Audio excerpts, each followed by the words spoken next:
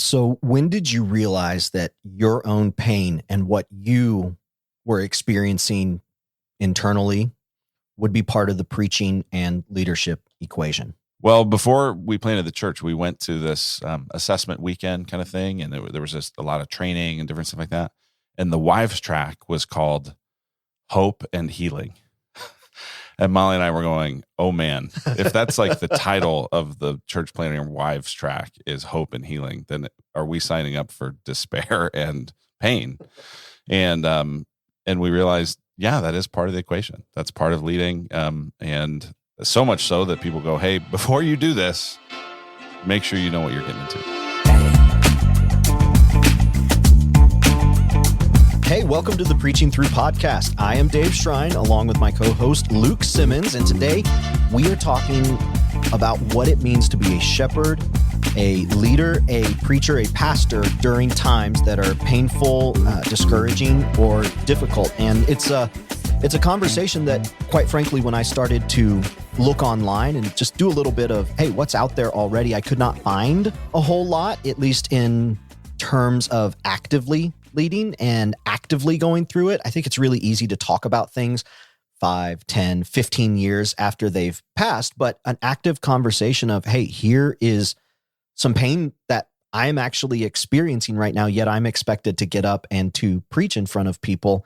It's a conversation that there's not a lot of dialogue around. Well, and even as you and I had brainstormed topics for this, series, one of the things that I suggested was, hey, we've got to talk about preaching through pain. And as I think we're going to talk about, that resonates with you. Yeah. But it kind of surprised you, I think, at the same time. Like, wait a minute, when we're envisioning talking about preaching through difficult texts and preaching through the Gospels and kind of the typical things you'd think about related to preaching, this didn't hit, at least initially, on your radar. And yet, as we talked about it, you went, yeah, we need to do that. So I'm curious why even it was surprising to you.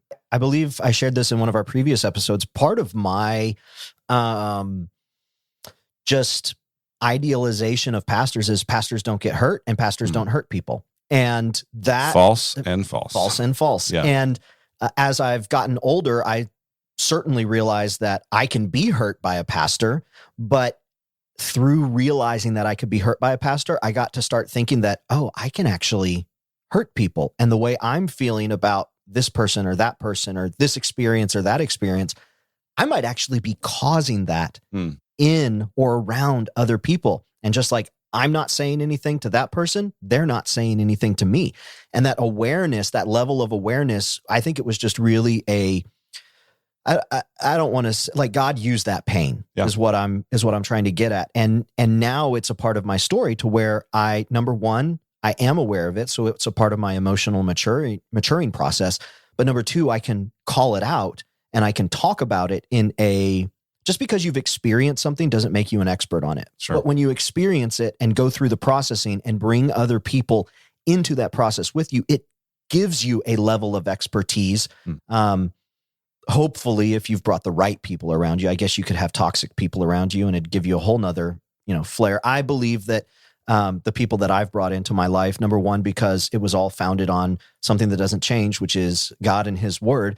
And number two, they are balanced people. And if you look at their lives, there is a lot of balance in their lives. We've all got issues, but through those experiences, I believe it brought me a level of expertise to where now I can see it and say something and have these conversations. So when you brought it up, I was like, golly, we really should talk about that because it really is true, but you don't think of it when it's not a natural flinch when you think about preaching. Well, we said a few episodes ago that if you preach to people in pain, you'll always have an audience. Mm-hmm. Well, if that's true of the people in our pews, then that's true of us. Yeah. And so it's important that we talk about what happens when we're hurting, what happens when we're going through hard times. And we'll talk about lots of different reasons and kinds of pain. But the reality is we bring our full self to the preaching moment and to the leadership moment. And if that's the case, then we've got to navigate how to do that when our life is not going great for whatever reason. I have a few examples that I will pull in and I'll reference, but I definitely have experienced, and hopefully listening right now, you can call out maybe some moments where you did lead well and you felt like you handled the pain going on in a healthy, modeling type of way. but I was also able to recall several instances where I just flat out made mistakes. And Sure. in my pain, I did not lead well, and I had some mending of fences that needed to be done. So we'll get into some of those experiences. We'll get into some of those conversations, maybe as it relates to us. Where I want to start is really just identifying, I think there are two levels, and you can disagree with me on this, or we can talk back and forth. Great. I think there's really two levels that this happens on. I think there's interpersonal difficulties. It's you relating to other people or situations involving other people. And then there is the personal, the internal, and that might be influenced by other people, Sure. but it really is more of a, who am I, my identity, how am I handling these sorts of things, as opposed to how am I to relate. And so I separated some just bullet points. Yeah, I would maybe add one that's Okay. that's more like situational, and I think especially related to like your family, Okay. right? So maybe that's a layer of the like personal, Yes. but there's kind of like just what's going on in your own heart. There's what's going on in your life close to you, and then there's what's going on in the relationships with people inside or outside the church that impact that. So that's maybe just a third layer. Well, I like that. I don't have time to go back and amend my notes. So if you hear one and you're like, that's what I was talking about, you speak Yeah. up. So I'm going to read through these just to set the tone Great. and the frame of the conversation, and then we'll get into it. Some of the interpersonal difficulties that we have to navigate, nasty emails. And then you actually see, this was one that you wrote down, then you actually see those people on any given Sunday Sure. who have written you those emails. People you love leaving the church, people who mean something to you leaving the church, not just specific people leaving, but the emotions that come with an overall decline in maybe Sunday attendance, a decline in a program or a class that maybe you were excited about and people just aren't getting it. Navigating toxic relationships and toxic people. Yep. And those are real. Call them out. Financial shortcomings. That's a real one. Sure. When you feel like, okay, we're going to have to do something here because the money is not there. Yeah. Difficult dynamics with board of overseers and staffing turnover. So those are some of the interpersonal difficulties. Some of the personal struggles, just straight up disappointments, struggling with your calling or your purpose. I think there's as I've talked with Pastor, there is this truth that maybe the calling isn't as strong on their lives, Sure. but they don't feel like they have any vocational skills that could help them provide for their family and find purpose outside of the church. And so they just carry on. And that's a huge, huge burden Sure. to be under. For me personally, struggling with depression while I was in ministry. I'll talk about this more, but in 2012, I was diagnosed with depressions, feelings of failures, medical needs with someone close to you. Maybe that's one of those family situational things. Yeah, sure. Like I have a friend who, his wife had a miscarriage on a Friday and he had to get up on a Sunday and preach about the goodness of God. And he wasn't feeling it too much. He knows that that's true, but yeah, so it can be something like that. Or obviously, I have another friend who was in ministry and his wife declined with a really rare form of cancer over 7 years. And he couldn't just go, well, I'm not going to lead and preach for the next 7 years. It's like, he had to grind through it. And you could see the toll it was taking, but you have those short-term things, those long-term things, but it's that kind of stuff that you bring that with you. And you've got your weaknesses that start to reveal themselves, and even just a poor performance review. Sure. It just doesn't come in the way you want, and now that's weighing on your mind. So there are a lot of different angles we could cover, but I'm hoping that sets a little bit of the tone for what this conversation will be. Yeah. So before we get into it, this is the Preaching Through podcast, and this is where we invite you, the pastor, to join us as we prepare to preach through all sorts of different scenarios, topics, themes, situations that we may find ourselves in inside of ministry, whether you are full-time, whether you are volunteer, whether you are bivocational. I had somebody reach out this week saying, I am a full-time high school principal and I am a bivocational pastor. Oh man, that's awesome. It's really, really cool. How cool. The question that he actually had was, there's this expectation I feel to show up to all of the people who are in the hospital or who are sick. And so taking some of the content that we've discussed here, I just replied back to him and I said, here's one way you could form a plan. So there's all sorts of people. Did you say high school principal? High school principal. Man, I'd love to know who's easier to lead, high school freshmen or church people. So somebody who... That guy is signing up for pain, right? He needs this episode. right here. This one's for you, man. One of the things, real insightful, Seth, who is on staff here, Seth Trout at Redemption Gateway, he was repeating what he had heard from somebody who led seniors ministry. Said, what is, I don't remember exactly the question, but what thought do you have about ministry? And she, a grandmother, said, all ministry is junior high ministry. Yep, that's right. I just thought, wow. Yeah, everybody's insecure. Everybody's trying to figure out how they fit. Everybody's trying to figure out if God has a plan for them. Yeah, there's a lot of insight there. There is a lot of insight here, and we're hoping we'll give you some insights that you can take into the pulpit, that you can take into your leadership, that you can take into your church to preach the gospel to people who need it. 21st century America is a lot different than centuries past. And so the way that we relate, the way that we connect with one another, it needs to go under the microscope. We need to examine it. We need to examine it so we can come out on the other side with a well-crafted, well-strategized plan because the gospel deserves it. So we're going to get into this conversation here all about preaching through hard times. Hey, pastors, let's think back to a time when you prepared your very first sermon. All you had in front of you was an assigned passage and a blinking cursor. You weren't sure how to start, so you began studying the passage and then writing whatever came to mind. You got through it, preached your sermon, but how much more effective would the entire process have been if you had started your preparation with a little bit more insight, a little bit more help? This is where Ministry Pass comes in. Ministry Pass sermon resources provide pastors with a head start on planning sermon series as well as drafting their individual sermons, saving hours every week while still putting their best foot forward and preaching a sermon that's true to them. Instead of starting with a blank page and just searching for ideas, Ministry Pass offers ready-to-use sermon content that can fit into any sermon or serve as an inspirational springboard for other ideas. When you log in to ministrypass.com, you immediately gain access to over 1,500 sermon series. That's 75 years worth of sermon content. Each series comes with a series guide that includes suggested illustration ideas, series big ideas for your individual messages, possible application points, and even a sermon series graphic package. Head over to preachingthrough.com/ministrypass for a free trial and start writing faithful sermons faster. So as I mentioned previously, there's all sorts of ways that you could approach this conversation. One more lens that we need to define is we are approaching this specifically through the lens of preaching. Now, leadership comes into that. Relationship comes into that. We know that preaching doesn't happen in a silo, but this is the Preaching Through podcast. So, yeah, there's lots of resources on how to navigate pain and how to deal with hard times as a Christian.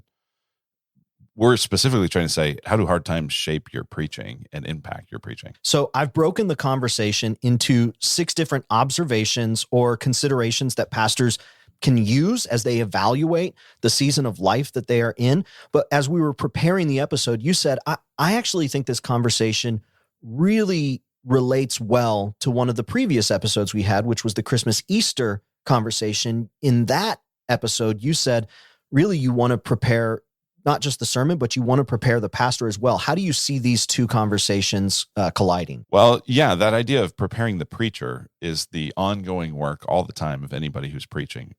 Anyone can say, okay, this week I have to prepare the sermon, but the sermon is drawing from a personal well of life and experience and reading and education and all sorts of stuff. And so this really relates to preparing that yourself as just a person who is then the preacher. My counselor, one of the things he said to me over and over. You, the pastor, see a counselor. I do. It's interesting. He calls himself a coach because he knows pastors don't want counseling. Hey. But I know that I need a counselor, so I call him a counselor because everything in me wants to call him a coach instead. So it sounds more studly. All right. So just wanted to mention that. There we go. Continue on. And that is actually relevant to this conversation. Great. I think. But one of the things that he says all the time is he says, the best gift you give in your leadership, in your preaching, in your family, the best gift you give is your transformed and transforming presence. And that actually explains why preaching is so draining. If you've ever thought like, okay, I got up and I gave a sermon, I talked for 30, 40, 50 minutes, And then that afternoon, I am trashed. Like I'm home on my couch feeling like I just got hit by a bus. Yeah. What in the world? Like I feel like I could go give a talk at the Rotary Club about anything for 45 minutes and I wouldn't be this tired. Why am I so tired? It's because preaching is giving yourself. There is a sense in which you're giving your presence away through it. And there's a weird, mystical, I don't fully understand it kind of dynamic, but that just is true. You are giving of yourself. And so if you're giving of yourself, and if that's actually the best gift, well, if yourself is hurting, if yourself is in pain, if you are navigating trials and difficulties, that's going to come through. And I think we should embrace that it should, that's actually okay, that we're whole people. And so that has to come through and it has to be part of our ministry, even if it's something that never really even gets explicitly talked about. I don't know that you could get up on a Sunday and go, by the way, everybody, things are really difficult because my wife just had a miscarriage. I mean, in most contexts, that would be actually inappropriate level of vulnerability.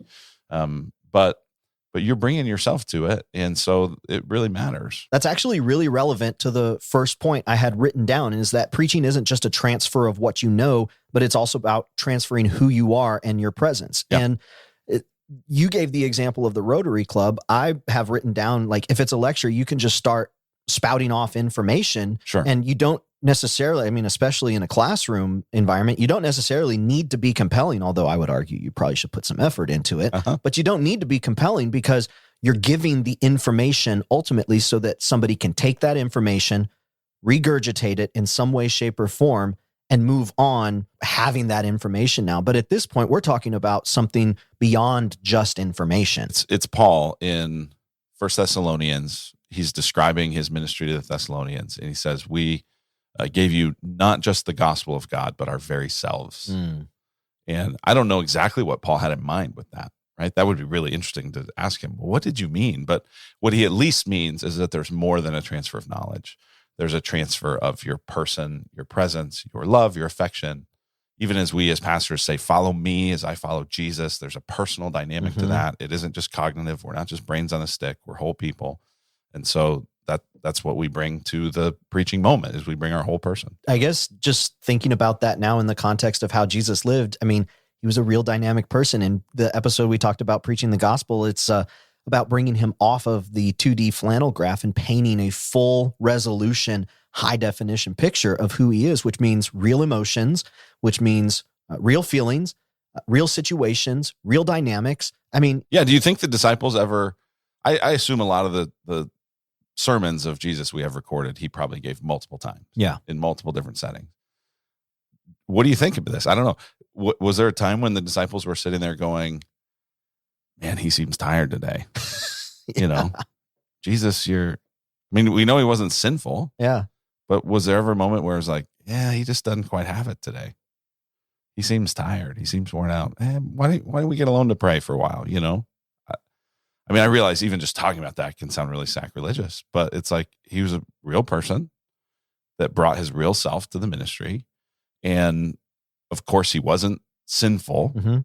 But how could it have not impacted his ministry? Put the pieces together. One of the things that we love about the Bible is it doesn't really hold back any of the bad parts. You see the bad parts, and you see the sinfulness, and you see the falls, and you see all sorts of just wretchedness that it's like, it's easy to point it out in someone else. You're like, that's pretty much me as well. But if you look at Jesus, obviously he was without sin, but look at the overall narrative of the gospel. There was emotional moments. It doesn't talk about him being tired during the Sermon on the Mount, but it does talk about him being weary in other places. And so we can account here that he definitely experienced a full range of emotions just by the way that it's laid out in the different situations in the gospel. So, it definitely comes out in the Apostle Paul. I mean, the Apostle Paul, when he says, hey, okay, Corinthians, fine. You finally baited me into it. Okay, I'll boast about my ministry. What does he boast about? The pain, the hard times, the difficulty. You want proof that I'm really connected to the Lord? You want proof that I have real spiritual authority? Here it is. 39 lashes minus 1.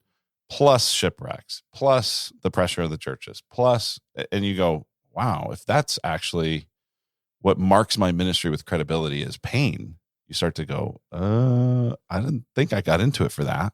But if that's part of the deal, then how do I navigate it? So there is the fundamental difference between transfer of knowledge and showing up and preaching. Then there is the reality that your pain will show up. And when you are in pain, I think it should be said that we should have an expectation that it will impact ministry, but not just in negative ways. It will also impact ministry in positive ways. Yeah, I mentioned the pastor friend that I have whose wife had cancer for 7 years, and you watched him get more tender. You watched him get more compassionate. You watched him get more less brash, less fiery. Some people, that bothered them. Oh, he's lost his edge. I actually looked at it and said, I think this is part of how the Lord's sanctifying him and making him godly. And so, yeah, when you're in pain, you're more sensitive to people in pain. And I think that comes through in positive ways in your preaching. On the other hand, when you're in pain, if it's not being processed very well, there's the saying that hurt people hurt people. Mm-hmm. And so that pain can come out. It can be angry. It can be lashing out. It can be other self-indulgent things that come through in the pulpit that aren't good. So, but either way, your pain's going to impact you, right? I mean, it's impacting you, and who you are is coming out. And so, of course, it's coming out in your preaching. So I see there to be, in my own life, there's two ways. There's the short-term way that pain has emerged, and then there's the long-term. I already talked about the long-term in that Sure. My pain has helped inform my ability and my desire now to go out and look and empathize and sympathize in all sorts of situations and just say, you know what, there's more going on here than what I know. So I'm going to give a little bit more grace, and I'm going to feel this out a little bit more slowly than maybe I would have 15 years ago. But then 15 years ago, 10 years ago, when I was in ministry, I have moments where it was not great. And one of those moments was when I was leading young adults. And that's a really difficult ministry to be a part of, because you have young immaturity in so many levels, but you also have growing intellect and a desire to want to pursue some level of maturity in some way, shape, or form. Well, and gobs of idealism. And you're trying to navigate that. And I was like, I don't know, 26, 27. So Right. It's not like I'm drawing from a deep well. Right, but they thought you were an old man at that point. Not one gray hair, but they thought I was the sage. And Sure. So how I handled myself was under a microscope. Well, what I noticed in college and young adult ministry was a lot of times folks would show up just to pair off, boy, girl, they'd start dating, and then they'd leave. And I'm like, I'm trying to build something here. Yeah. I'm trying to actually move us towards realizing a mission, and you're poaching off my people. Like, what are you doing here?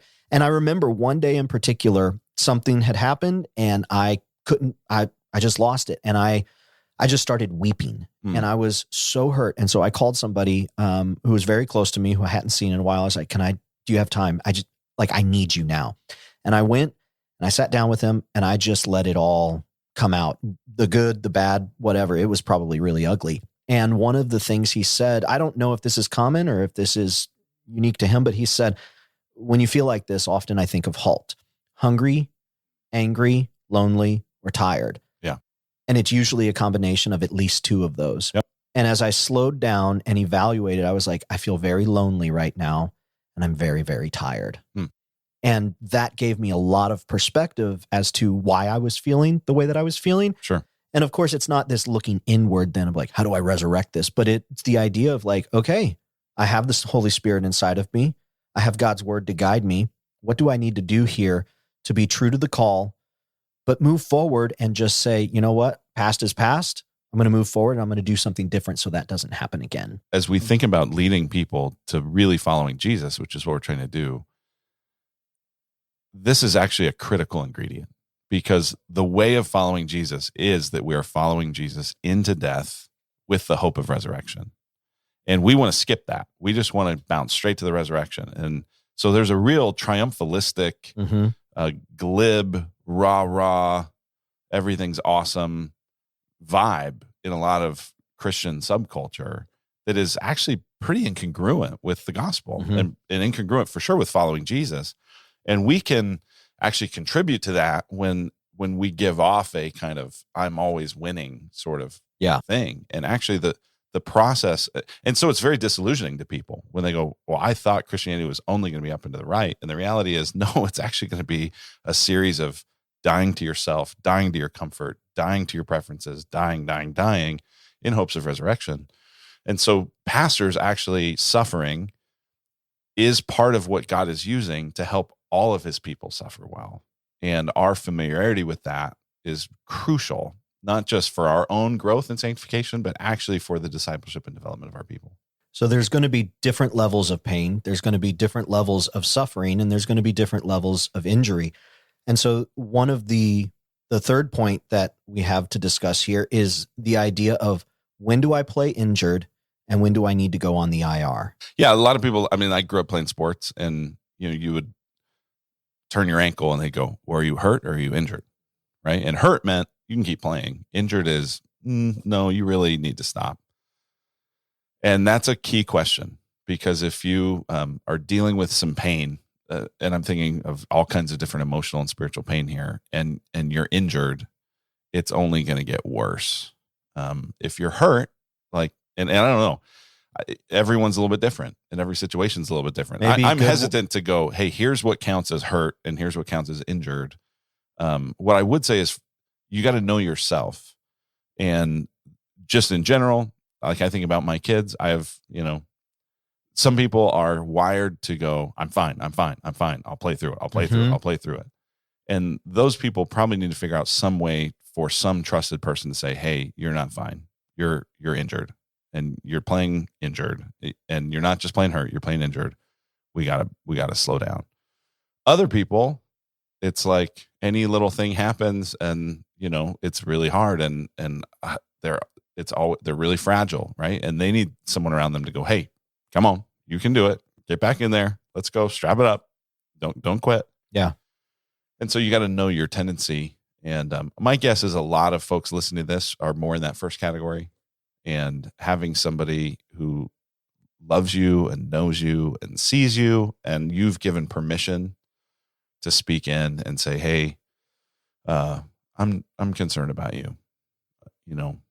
Can we figure out a way to get you some time off, or can we figure out a way to get you some counseling, or can we figure out a way to just help you in a variety of ways, because I'm concerned. So you mentioned time off, and we won't make a tangent here, but go back and listen to the episode all about creating and preaching through a sermon calendar.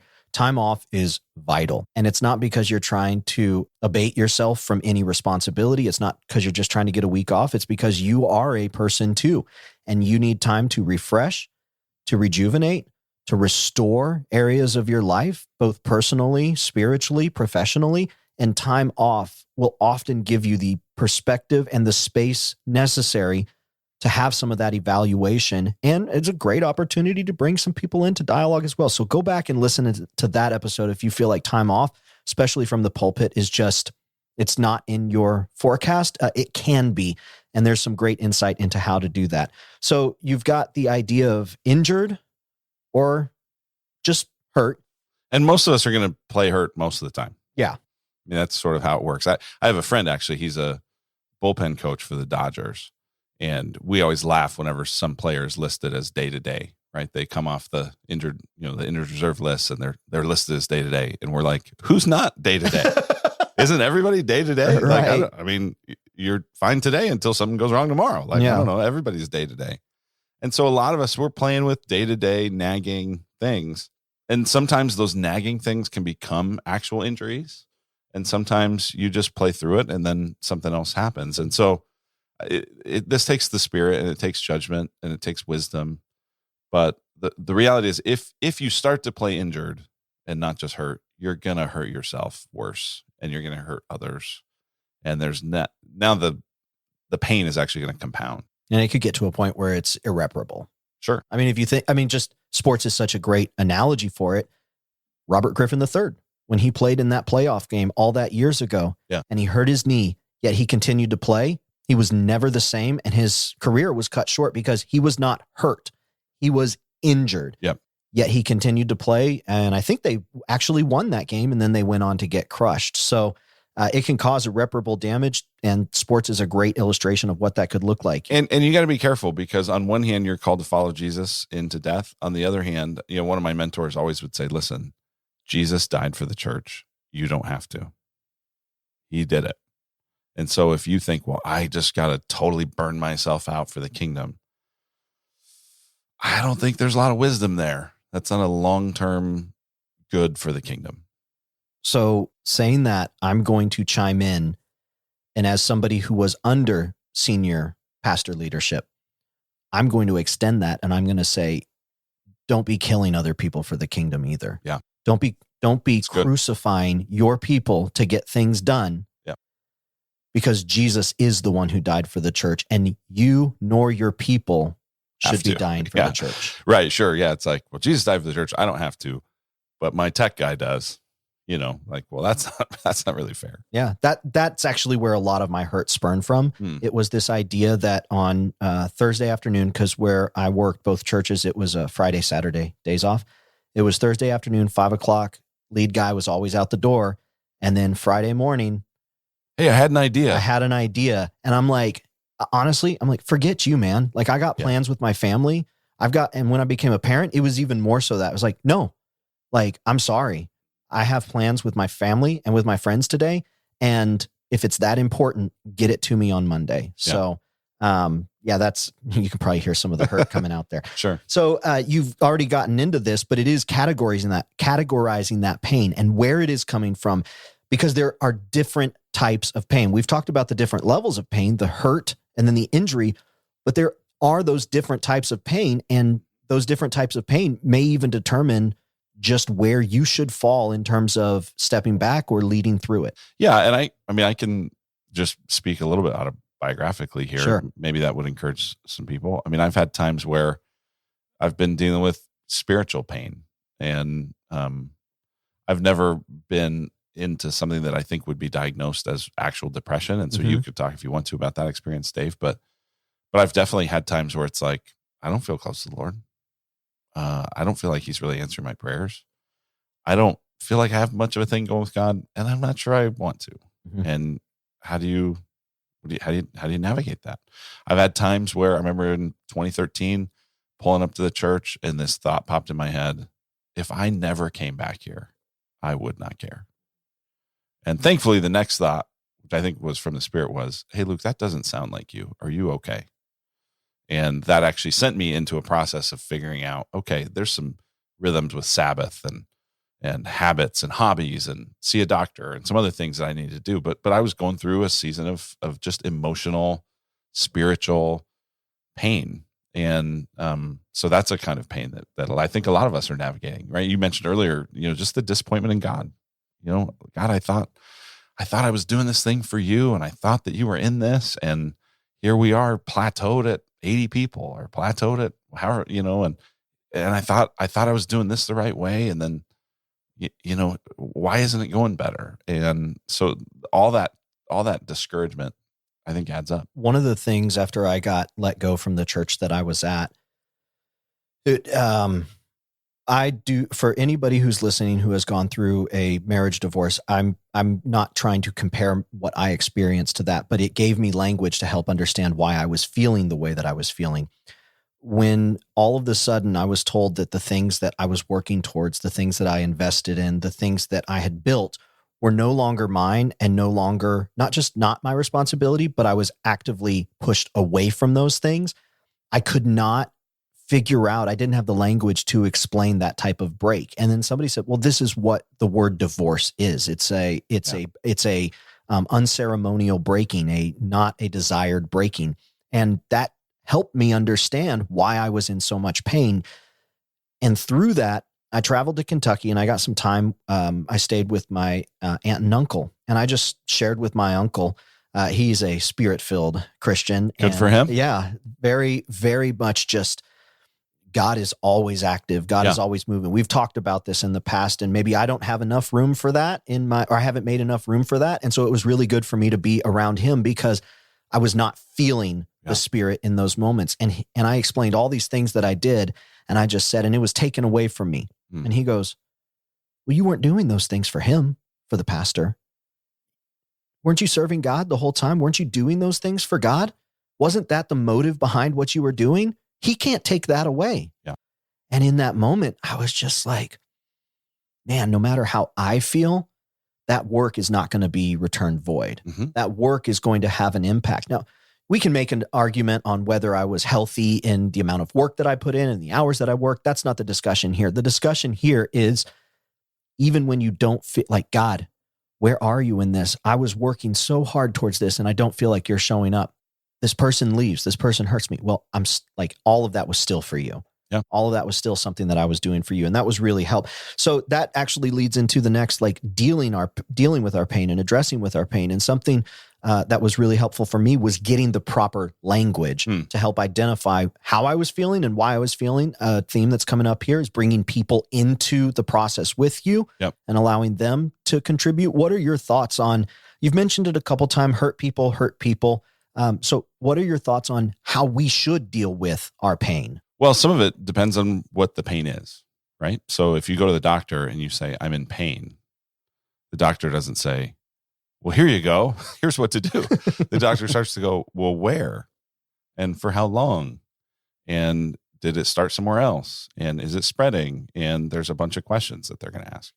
And so I think the way you deal with your pain is going to depend a lot on what it is, right? So if it's the kind of pain we were just talking about, the spiritual pain and just the discouragement that comes from unmet expectations, well, there's a certain way you might deal with that, right? All of these are going to involve people. All of these are going to involve relationships and plurality and healthy folks to help you heal, maybe counselors or therapists. But that might be one thing. If a source of pain is related to some difficulty in your marriage, that's going to be a specific kind of thing to navigate. If it's a pain related to, my wife and I are trying to have a baby and it's not happening, and that's creating disappointment. Okay, well, there's a number of different ways you might approach that with doctors and with lots of other things. When it's the interpersonal dynamics of, I'm looking out as I'm preaching and the person in the third row is smiling at me and I know they hate my guts. Well, how do you deal with that pain, right? Yeah. That's going to be a little bit different. Yeah. And maybe you're going to have a hard conversation with them, or maybe you're going to have to process that with one of your board members or another leader or another pastor in town that you know, and go, hey, how do you do this when the people who pat you on the back are also stabbing you in the back? Mm-hmm. So there's not a one size fits all to our pain or to how we deal with it. But the crucial thing is you have to deal with it. You have to address it because, as we said a little bit ago, hurt people. If pain that is not healed is transferred. Somebody has said something along those lines. And so having and this is where it gets very difficult as a leader, as a pastor. You're supposed to be the one with answers. Mm-hmm. You're supposed to be the one helping everyone else with their pain. You're not supposed to have pain. Yeah. Obviously, that's all lies from the enemy, but that's lies we believe. And so this is going to take some humility, and it's going to take a culture to some degree of other leaders who understand that it's okay that their pastor needs help. I think a lot of pastors are willing to get the help, but the environment that feels like a real dangerous move, right? Like, hey, did you hear pastors in counseling? Yeah. What? And that fear and that shame, and that embarrassment, and that I think I should be further along by now keeps a lot of us from actually dealing with the pain. Sometimes the way you get through the pain is you just get through the pain, right? I saw this great video that was going around by the Duke women's basketball coach, and oh man, it was so good. She was just saying, everybody's waiting for things to get easier. It's not going to get easier. You just need to become the kind of person that handles hard better. Yeah. And so, sometimes that's it. I just got to get through it. I just got to keep going. One of my things is I think about people who leave our church or, whatever. I go, I'm just going to outlast them. I'm just going to, and we've had people leave and we've had some of them come back and go, I was wrong and I'm sorry. And I go, oh, okay. And I try not to gloat at that point, but I just go like, I'm just going to outlast you. Mm-hmm.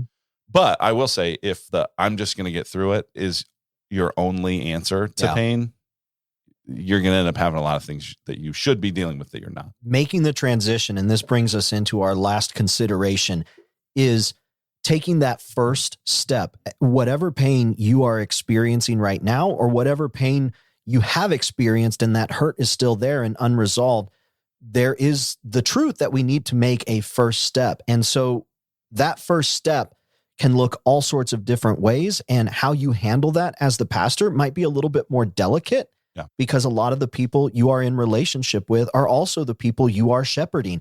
And so who you choose to share with, what you choose to share, and how deeply you choose to share, really there are some nuances there, not because you are special, but because the position that you're in is a unique calling. And so the way you handle that level is unique. I've got a couple things to share on this, but do you have any thoughts right off the bat as we talk about who you choose to share with? Yeah. Well, one danger is people who think, if I don't tell everybody everything, then I'm not being authentic. Yeah.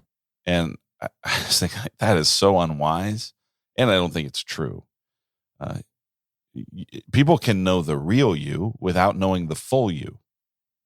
So framing it in terms of authenticity, if I don't tell everybody everything that's going on with me, I'm being inauthentic. That's not right. The other danger is nobody knows. Mm-hmm. I'm alone. Nobody's in the loop. Nobody knows what's really going on. And both of those are going to be really damaging to your leadership and ministry and life. So one of the things you said there, what was it? Fully known. How did you word it? Yeah, you can be truly known without being fully known, right? That's actually how the Lord is. Yeah. Right? We truly know him, but we don't fully know him. And that doesn't mean, well, I don't know the real God. It's like, no, you know part of the real God. And in that relationship, you're knowing as much as he's allowing you to know right now. And so it's important that we're truly known. And I think actually we should have a couple people who fully know us. Mm-hmm. But to think that everybody should fully know us, or we're not being authentic, that's a little bit too much a slave to the spirit of the age that overshares everything everywhere. So this is very relevant to the whole live streaming and influencer phenomenon. Sure. Back in the mid 20-teens, so it was like 2015 or so, there was an app that came out called Meerkat. And Meerkat was the first live streaming app where you could hold your phone up, stare at your selfie camera, and talk to the world, and anybody could watch. There had been versions of this in the past, but really making it accessible for anyone and everyone to not only broadcast, but also view. Meerkat was a game changer. Meerkat did not have the level of funding that their rival Periscope ultimately had. So Periscope and Meerkat came out at the same time. Periscope got bought up by Twitter. And so Twitter basically put Meerkat out of business. So Periscope, I thought this new live streaming technology was just amazing. And so I started broadcasting on Periscope, and I built up a pretty decent following, because in those days you really didn't have to have anything interesting to say. You just had to just be there consistently and have something to say. Uh-huh. And so I started showing up, just talking about leadership, talking about marketing principles, and I developed a little bit of a following. But it started to bring up this issue of, well, how much do I share with people? How much do I let them in to what is going on in my life? And really, I am one of the people that tends to tell everybody everything. You've probably noticed that about me. I just tend to be a sharer, and I don't necessarily have the filter that maybe I should have. Mm-hmm. And I'm okay with that. That's just the way that I am. And so I've got people to help me. But it was a real question of, okay, how much do I share? And one of the things, so I'm going to give another version of what you said for people listening who maybe didn't catch that, but could resonate with authenticity doesn't mean transparency. To be fully authentic, you don't have to be fully transparent. And you shouldn't be. There should be things, and we're teaching this to our kids now, there should be things, thoughts, activities that are reserved for just the closest people in your life. That is healthy. Mm-hmm. And so with my boys, I might have mentioned this on this podcast, or quite frankly, a different one that I'm on, Power Rangers. I really wanted to like Power Rangers. Did we talk about Power Rangers on this? No. When I was a teen, man, I wanted to like Power Rangers. You're oversharing, so Dave. I'm oversharing, but I started, so I have to finish. I wanted to like Power Rangers so bad, but I was about 2 years too old. Okay. And I felt like if I played with Power Rangers, I was going to get made fun of. Looking back now, I was like, man, I could have played with them and just not told anyone about it. Just hung out with my brothers, had fun with my brothers, even passed it off as like, oh, I'm playing with my brothers, But I felt like, well, I have to share what I'm playing with and what I'm into right now. There's things that should be kept private. Well, and and private's a key word. There's a difference between secrecy and privacy. Right. So secrecy is nobody knows. Privacy is the right people know. Right. So the right people should know everything. And for everyone else, it can just be private. And so that's an important thing as you're going through pain is you do need some people that know. Yeah. They know what's going on. They know how you're hurting. They know how your family's doing. They know what you're carrying. But not everybody needs to know that. Mm-hmm. And then when you decide, okay, I am going to share, then you got to use some wisdom, right? If I'm going to talk about some pain that's coming out of my marriage, well, is my spouse okay with how I'm going to talk about that? Right. If I'm going to talk about some pain that's coming because of my kids, are my kids okay with that? Mm-hmm. A lot of pastors have gotten into real trouble when they start telling unnamed stories about people in the congregation that everyone knows who it is. Right. And some of you do this and everyone knows who you're talking about. And so those are examples of where our pain comes out in unhealthy ways. But when you do start sharing, you have to figure out how do you share that well? And I think how do you share it in a way that isn't trying to manufacture pity? How do you share it in a way that somebody can actually do something with? Craig Rochelle says people would always rather follow a leader who's real than one who's right. And so I do think it's okay to talk about, here's this area where I'm hurting. Here's this area where I'm struggling. But it has to really be appropriate. And I think to be able to do that well, you've got to bounce that off of some people. So to round out our conversation here, it's easy for us to go into the pulpit during good times. And it's easy for us to hearken back to struggles that we have had in the past. And I've noticed I'm not commenting on you or any of the teachers at our church, just in my history, I've noticed that a lot of the vulnerability typically comes exclusively from the past. And I know that there's leadership principles as to, all the things we've talked about, right? So my question to you, is there one or two tips that maybe you would give to, because I do think pastors should be more vulnerable about the things that are happening in the moment or very closely thereafter, because that's what everybody else is expected to do. Maybe it happens from the pulpit, maybe it doesn't, but balancing, hey, I'm going to be a little bit more vulnerable here about something that I am talking about that is relevant to me right now, and I'm calling people to. How would you handle that? Would you just say straight up, nope, don't do it? Or would you say something else? Yeah, I think one thing I would say is be careful of using the pulpit to process your pain. And so if I give the benefit of the doubt of maybe why people talk about things in the past versus the present, I'm hopeful that it's that. Mm-hmm. The pulpit is not a good place for therapy. So that would be the first thing is don't process your pain on your people. That's not a good idea. Another thing that comes to mind is talk about how you're really feeling about stuff. I preached a sermon not too long ago about doubt. And I thought, I'm going to share some of my doubts, not just doubts I had when I was 15, but doubts I have now. And it got real uncomfortable.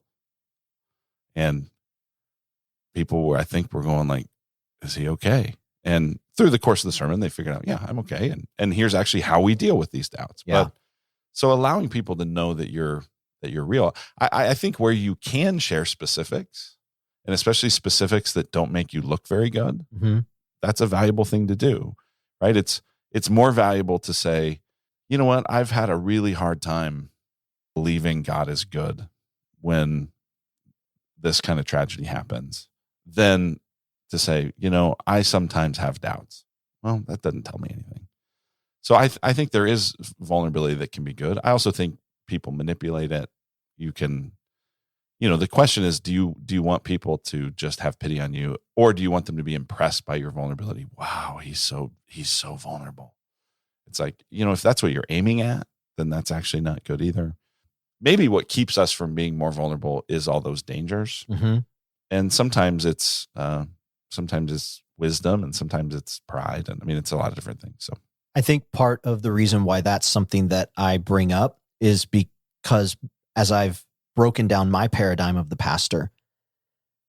Often the teaching that I sat under, I never heard struggles. I never heard all sorts of issues. And so as a kid, every single sermon elevated the pastor higher and higher in my mind. And so to the point where I remember that message that you were talking about, and I was very curious. At that point, I was like, I wonder what his doubts are. And I know that I could ask you at any point in time, but I mean, that's not like a normal hangout type thing to ask. And so I was like, I wonder what those doubts are. And I thought that is a good example. I'm glad you brought that up, because that is a good example of, this is a safe thing to share, but it's also very real to share. And so maybe what I would say is, I think it would be cool if pastors would look for those moments and be aware of them and just have it on the radar. Whether you do it or whether you don't do it, just have it on the radar. I like that idea. So thank you so much for listening to this episode. I hope that it was encouraging to you. We put these episodes together and we put together the individual topics, thinking through, okay, we're drawing from several decades of ministry here. What are the things that we wish we would have been able to have conversations about? And this idea of preaching through hurt, preaching through pain and difficult times is one of those things that just hasn't gotten the spotlight the way that maybe it should have. And so our desire is that you listen to this, you feel like, okay, I've got a little bit of insight. And if there's anything we can do to help, you can reach out to us, support@ministrypass.com. They will get those messages to us, as they have already done in the past. And we'll be able to share maybe a little bit more insight into your situation. But ultimately, the people in your life and the people who you are close to, in addition to yourself, you're going to be the ones most qualified to handle what is going on. And all you need to do is just step out to somebody who loves you, step out to somebody who cares about you, and just start the conversation. We would love to have you listen and subscribe wherever it is you consume podcast. And if you would please take a minute to rate and review the podcast. If you think this is a great conversation, really the only way we can get it in front of other people is through the algorithm. So just leaving a 5-star rating. If you think it's 4-star, go ahead and do 4-star. If you have a 1-star, please message me before, and we'll see if we can work through our issues. And then if I'll have to preach through new pain. Then we'll have to preach through new pain. We'll do another episode all about that. But thank you. We can't wait to get our next episode out to you. I hope this one's helpful. God bless.